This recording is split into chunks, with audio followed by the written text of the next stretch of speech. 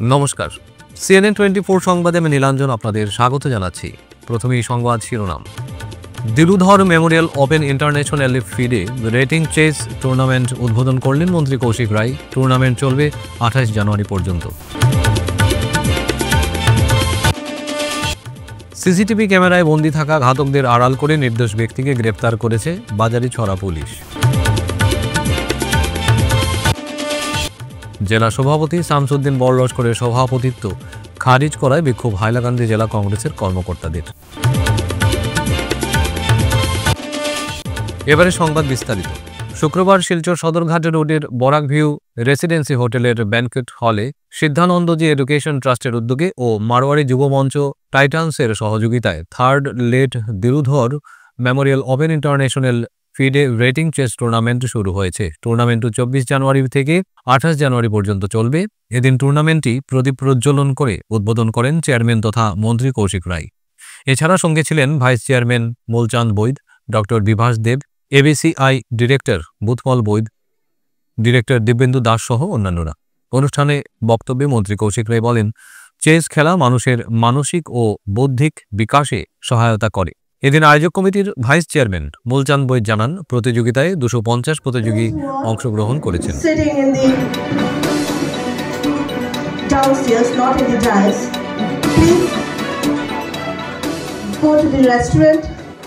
मेहनत होता है वो ज़्यादा होता है और चेस मैं मानता हूँ कि चेस दिमाग को तेज बनाने के लिए, दिमाग को और शार्प करने के लिए तेज बहुत ही एक अच्छा खेल है, अच्छा एक जरिया है।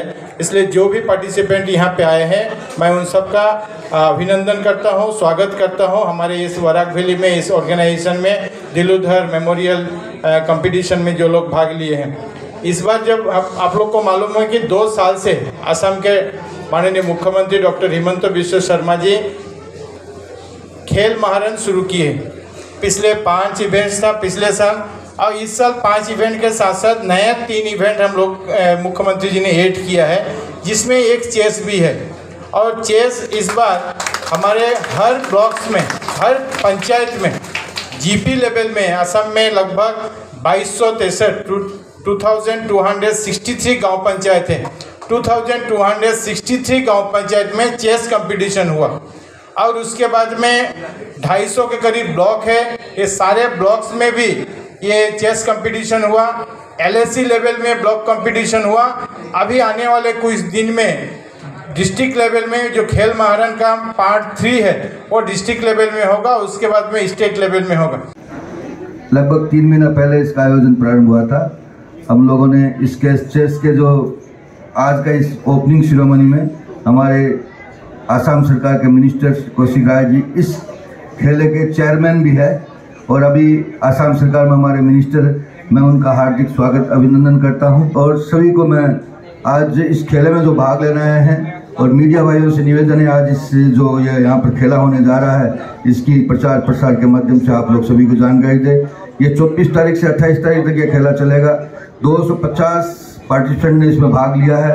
इसमें असम को छोड़ के नागालैंड, मिजोरम, केरला, त्रिपुरा, काफ़ी राज्यों से रजिस्ट्रेशन हुआ है, जो अपने रजिस्ट्रेशन करके यहाँ पर इस खेलों को खेलने के लिए आए हैं।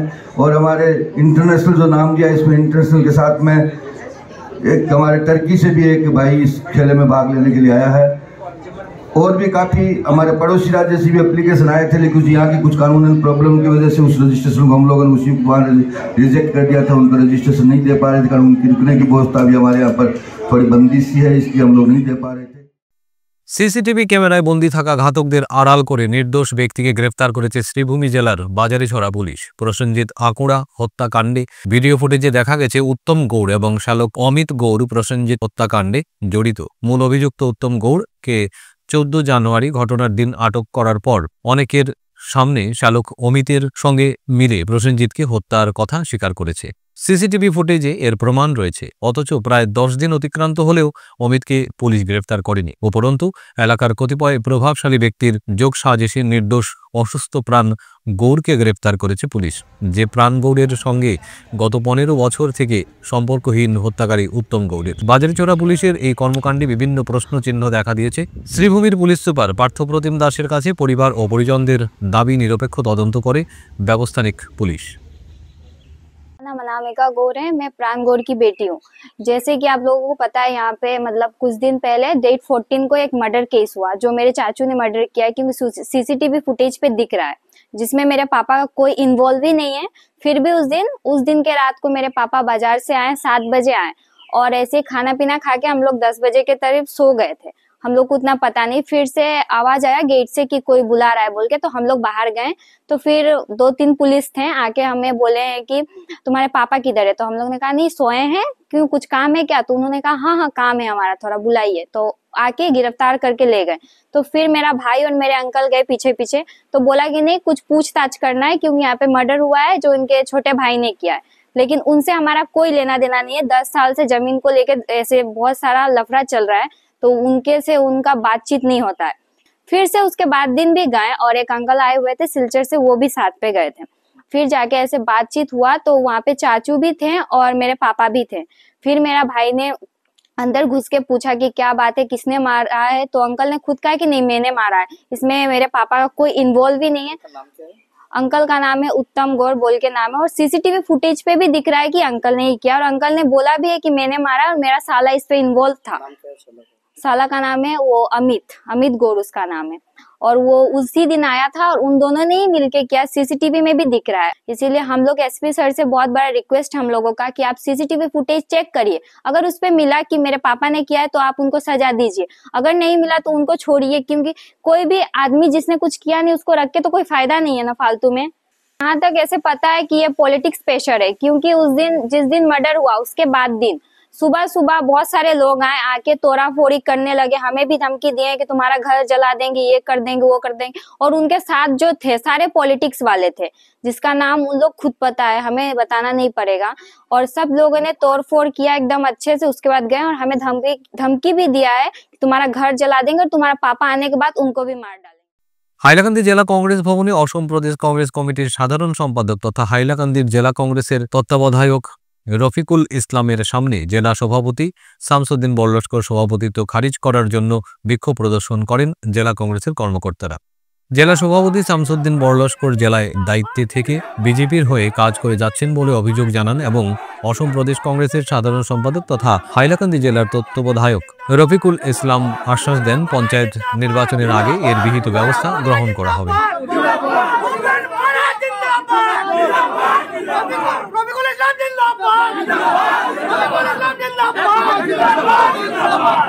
আগামী দিনে আমরা সবাই একসঙ্গে এই পবিত্র কংগ্রেস ঘরে থেকে আমরা সবাই মিলে যাতে কংগ্রেস দলটাকে শক্তিশালী করতে পারি, তার জন্য জেলা কংগ্রেসের নেতৃত্বে আমরা ভালো করে আগামী দিনে কাজ করতে লাগে। এই জেলা কংগ্রেসকে নিয়ে যাতে এখানকার কংগ্রেস মজবুত হয়, এখানে আমরা যাওয়াবার এমপি আমরা হারিয়েছি, যাতে আগামী দিনে আমরা 2 জন এমএলএ যাতে এখানে না হারাই। দলে যাকে প্রার্থী দিবে আমরা তাকে নিয়ে সর্বসম্মতভাবে আমরা কাজ করব, তাকে আমরা জিতানোর জন্য লড়াই করব। এই লড়াই আমাদের আপোষে লড়াই না, এখানে অনেক বিজ্ঞ লোক আছে, অনেক সিনিয়র জ্যেষ্ঠ লোক আছে, সবাইকে আমি ধন্যবাদ জানাইতেছি। আপনারা আশীর্বাদ করবেন আপনাদেরকে নিয়ে, যাতে আগামী দিনে আমরা কাজ করতে পারি। জেলা কংগ্রেসের নেতৃত্বে যাতে এই জেলায় কংগ্রেস অধিক শক্তিশালী হয়, তার জন্য আমরা সবাই আপ্রাণ চেষ্টা করব। আজকে দেখুন আপনাদের জেলা কংগ্রেসের দুপাকে বিক্ত হয়েছে, আমি দেখি আর জেলা কংগ্রেসের কোনো দুপাকে বিক্ত নাই। হাইলাকান্দি কংগ্রেস কর্মী তৃণমূল স্তরের কর্মী থেকে জেলা স্তরের কর্মীরা সব খুব যে গত পার্লামেন্ট যে ইলেকশন গেছে, সেই ইলেকশনের সময় দেখা গেছে হাইলাকান্দি জেলা কংগ্রেস সভাপতি 71টা সেন্টারও এজেন্ট দিচ্ছেন না, তার কারণে আমরা প্রায় 35,000 ভোট আমরা মাইনাস হয়েছে। এই রাগর বহু আজকে এটা প্রকাশ হয়েছে যে জেলা কংগ্রেস সভাপতি আমরা অভিযোগ বা তৃণমূল স্তরের কর্মীদের অভিযোগ হইল যে জেলা কংগ্রেস সভাপতি বিজেপির লোকে মিলিয়া 71টা সেন্টারও এজেন্ট না দেওয়ার কারণে আমরা ক্যান্ডিডেট হারিয়েছি। তাই তৃণমূল স্তরের কর্মী কোনো সুযোগ পাইছি না। দেখো প্রত্যেক ইলেকশন বাদে একটা পর্যালোচনা সভা হয়, জিতিলেও হয় হারিলেও হয়। আমরা হাইলাকান্দি জেলা কংগ্রেস ভবনে কোনো আরও হোক জিতেও কোনো পর্যালোচনা সভা হয়েছে না। তার কারণে কর্মীরা কোনো সুযোগ পাইছে না যেন এটা নিয়ে আলোচনা করতো। আজকে যা এপিসিসির সম্পাদকের সামনে ভাইয়া এইটার বই প্রকাশ করেছে যে জেলা কংগ্রেস সভাপতিকে প্রশ্ন করছেন যে কতটা সেন্টারও আপনি এখানে এজেন্ট দিলেন না। তার কারণে এই মাঠ থেকে উত্তেজিত হয়ে যায় জেলা কংগ্রেস সভাপতিরে করছেন। পঞ্চায়েত ইলেকশন তার নেতৃত্বে থাকলে আমার অভিযোগ হইল তাই বিজেপির লগে আজকের দিন ফোন তোমরা যেটা প্রমাণ আছে যেন আমার ওয়ার্কারের ইলেকশনের দিন যেন ফোনে যোগাযোগ করতে আমার এই সেন্টার এজেন্ট নাই, তাই নিজে কোথাও আমরা এজেন্ট লাগে না, তাই বিজেপি এজেন্ট দিলে হইব, ইউটিউবে এজেন্ট দিলে হইব, আমার এজেন্টের কোনো প্রয়োজন নাই। ও সভাপতি কিলা আশা করেন তার নেতৃত্বে আবার জেলা পরিষদ গঠন হইব, তাই নিজে বিজেপি। শিলচর শহরে সরকারি স্তরে গণতন্ত্র দিবসের চূড়ান্ত প্রস্তুতি চলছে। পুলিশ প্যারেড গ্রাউন্ডে পতাকা উত্তোলন করবেন রাজ্যের মন্ত্রী কৌশিক রায়। পুলিশ প্যারেড গ্রাউন্ডে আধা সামরিক ও সামরিক পদাতিক বাহিনী সহ স্কুল কলেজের ছাত্রছাত্রীদের নিয়ে কুচকাওয়াজের মহড়া চলছে প্রত্যেক দিন। সম্পূর্ণ কাছাড় জেলায় গণতন্ত্র দিবসে সুরক্ষা ব্যবস্থা আরও কঠোর করা হয়েছে। আন্তর্জাতিক এবং অন্তরাজ্য সীমানায় জেলা পুলিশ সুপার নোমাল মাহাত্তা দিন রাত পর্যবেক্ষণে রয়েছেন। শিলচর শহরে সুরক্ষা ব্যবস্থাকে বার্তা দিতে পুলিশ আধা সামরিক বাহিনী রোড মার্চ করে।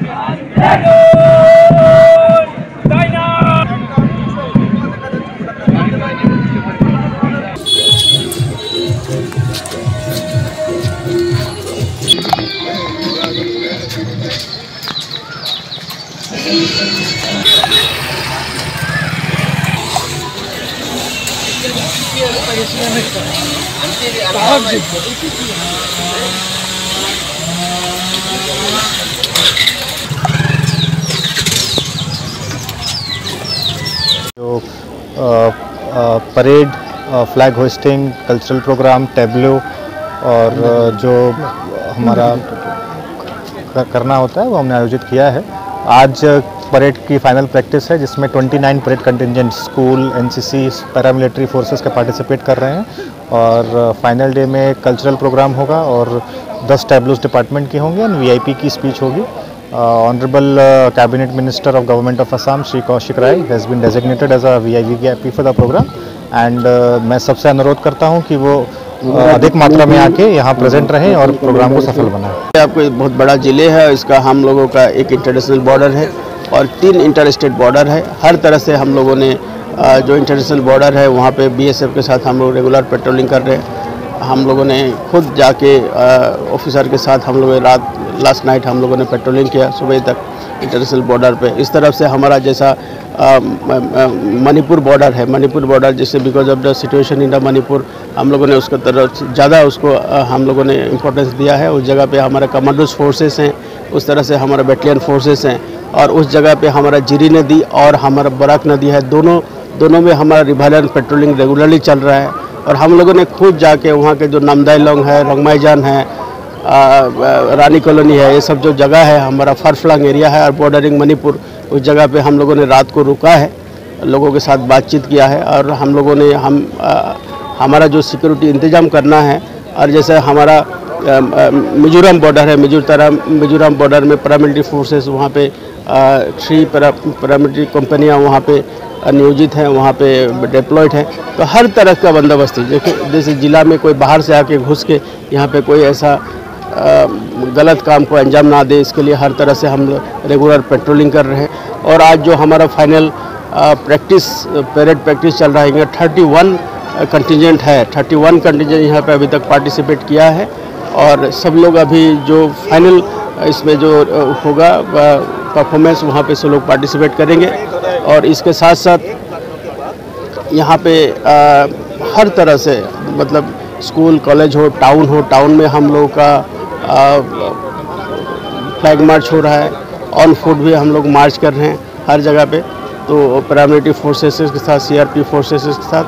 तो इस तरह से हमारा उम्मीद है कि जो रिपब्लिक डे है बहुत अच्छे तरह लोग सेलिब्रेट करेंगे। यहाँ के लोग काफ़ी तादाद में लोग आते हैं और इसमें आके ये रिपब्लिक डे को सेलिब्रेट करते हैं। यहाँ हमारा VIP आएंगे और यहाँ के जो पब्लिक लोग यहाँ इकट्ठा होंगे उन लोग का कोई परेशानी ना हो, उसके लिए हर तरह से हम लोगों ने सिक्योरिटी मेजर्स लिया है। আয়নাছড়া চা বাগানের প্রায় 350টি পরিবার বিশুদ্ধ পানীয় জলের সমস্যায় চরম দুর্ভোগে পড়েছে। আয়নাছড়া চা বাগানের শ্রমিক সহ বাগান ম্যানেজার সংবাদ মাধ্যমে কথা বলতে গিয়ে জানান, পাহাড়িয়া এলাকা শীতকালীন সময়ে চিরি নদীর পাথর কোয়ারির জল কমিয়ে আসে। তখনই পাথর কোয়ারি থেকে পাথর ব্যবসায়ীরা 2 থেকে 25টি JCB লাগিয়ে পাথর পাচার করার ফলে চিরি নদীর জল ঘোলা হয়ে যায়। চিরি নদীর জল ছাড়া আয়নাছড়া বাগানের বিহিত কোনো ব্যবস্থা নেই।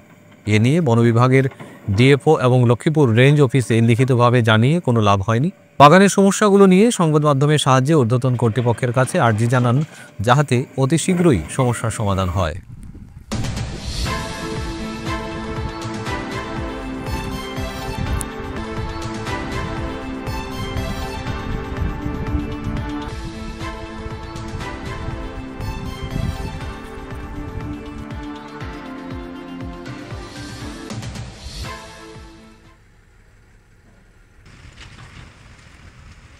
আমার নাম তপন তন্তুবাই, আমি আয়নাছড়া বাগান প্রেসিডেন্ট।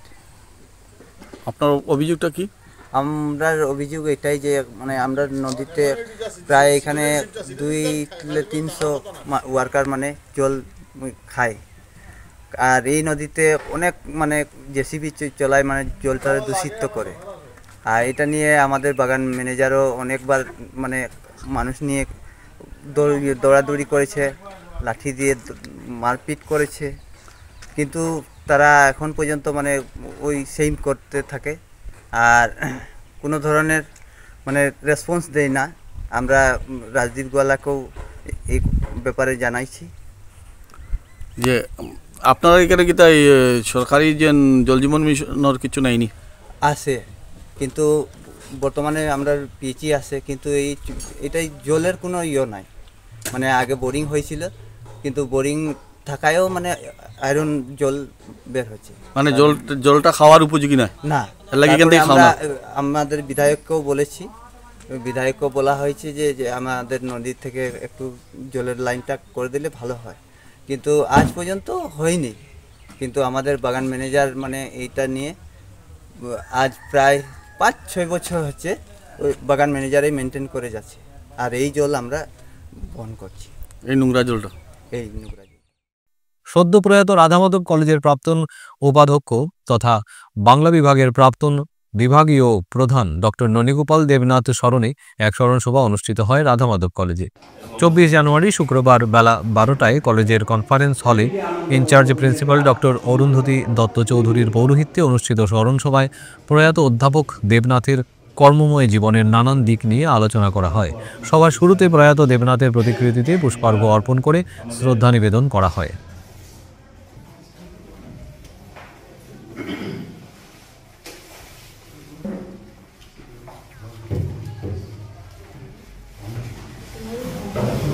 টিএইটে জয়েন করার পর দেবনাথ স্যারকে পেয়েছি, উনি একটু করে এসেছিলেন। সেই 88 থেকে 2006 পর্যন্ত একসঙ্গে কাজ করেছি, আবার 2009 থেকে 18 পর্যন্ত ওনার রিটায়ারমেন্ট অবধিও আমি একই সঙ্গে ছিলাম। ওনার সম্পর্কে বলতে গেলে প্রথমে বলতে হবে ওনার সরলতার কথা।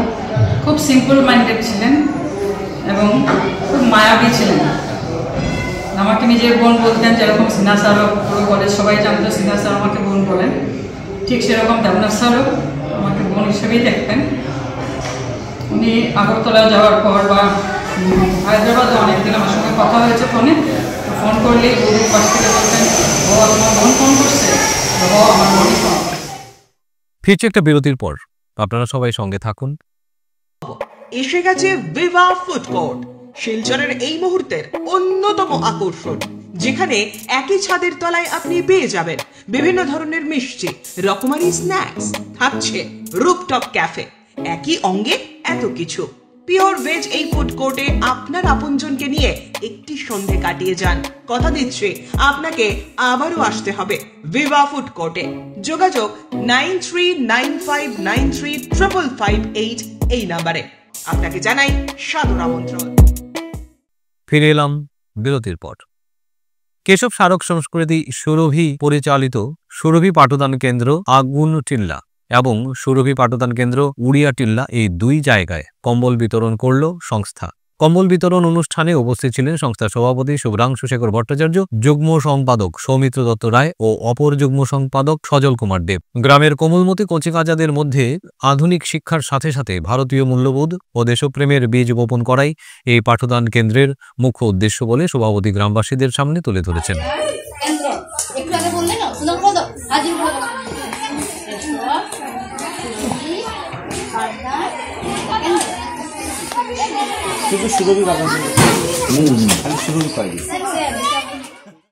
প্রতি বছরের ন্যায় এই বছর শিলচর কনকপুর রোডের দ্বিতীয় খণ্ডের মা দুর্গা লেনে সার্বজনীন শনি পূজা কমিটির বিশেষ উদ্যোগে শনি পূজার আয়োজন করা হয়েছে। আগামী 25 জানুয়ারি তথা শনিবার এদিন সন্ধ্যা 5টায় পঞ্চপ্রদীপ প্রজ্বলনের মাধ্যমে শনি পূজার শুভারম্ভ করা হবে। এরপর কমিটির পক্ষ থেকে গুণীজন সংবর্ধনা জানানো হবে এবং শনি বন্দনা ও পূজার্চনা সহ নিউ রাইজিং গ্রুপের এই অঞ্চলের বিশিষ্ট সঙ্গীতশিল্পী বিধান লস্কর ও মঞ্জুশ্রী দাস সঙ্গীত পরিবেশন করবেন এবং 1500 জন ভক্তদের মধ্যে প্রসাদ বিতরণ করা হবে বলে জানান কমিটির সদস্যরা। প্রত্যেক বছর অনুষ্ঠিত হয়, 12 বছর ধরে এই শনি পূজা চলছে। আজকে সমাজের অবক্ষয় থেকে রক্ষা পাওয়ার জন্য এই ধরনের সামাজিক ও ধার্মিক অনুষ্ঠান অত্যন্ত প্রয়োজন। আমি এ অঞ্চলে নূতন, কিন্তু এত অঞ্চলের ছেলে মেয়েদের ইউনিটি একতা বোধ দেখে আমি আপ্লুত। আমি চাই সবাই সহযোগিতা করুন এবং এদের থেকে অনেক শিক্ষা নিতে পারবেন যে এরা সমাজকে কিভাবে সুন্দর ও সার্থকভাবে পরিচালিত করতে পারে তা দেখে অনেক কিছু শেখার আছে। আমি চাই এরা আরো উন্নতি করুক এবং সমাজের এই ধরনের মিলন উৎসব বারবার করুক এবং সমাজকে সুন্দর করে তুলুক। নমস্কার, আগামী শনিবার 25 তারিখ আমরা ব্যবস্থাপনায় আমরা একটা শনি পূজার আয়োজন করেছি। আমাদের 5 ঘটিকা হইতে আবার প্রদীপ প্রজ্বলনের মাধ্যমে আমরা এই শনি পূজাটি শুভারম্ভ করব। আর আমাদের যিনি প্রাক্তন মা দুর্গার সভাপতি ছিলেন ওনাদের হাত ধরে আমরা এই শনি পূজাটি আরম্ভ করব। আর আপনাদের উপস্থিতি একান্ত কাম্য। আপনারা কি এবার বিশেষ কিছু আকর্ষণ আছে? আমরা শুনলাম যে এখানে পাড়ার কয়েকজন বয়স্ক মানুষকে সংবর্ধনা দেবেন। আমাদের যিনি মাদুগালাঞ্জি উন্নয়ন কমিটি যারা বয়স্ক কাকু জেঠু প্রাক্তন যিনি সভাপতি ছিলেন ওনাদেরকে আমরা সংবর্ধনা দিয়ে এবং বয়স্ক আমরা গল্লির যারা আছেন যারা আজকের দিনে মাদুগালা উন্নয়ন কমিটি নিয়ে কাজ করেছেন ওনাদেরকে আমরা উত্তর দিয়ে আমরা সংবর্ধনা দেব। এবার এই যে পূজা করছেন বিশেষ আকর্ষণটা কি আছে এবারে পূজায়? আমাদের বিশেষ আকর্ষণ হচ্ছে যে আমাদের নিউ রাইজিং গ্রুপের যিনি সঙ্গীত পরিবেশন করবেন বিধান লস্কর এবং মঞ্জুশ্রী। আজকের মতো সংবাদ এ পর্যন্তই। নমস্কার।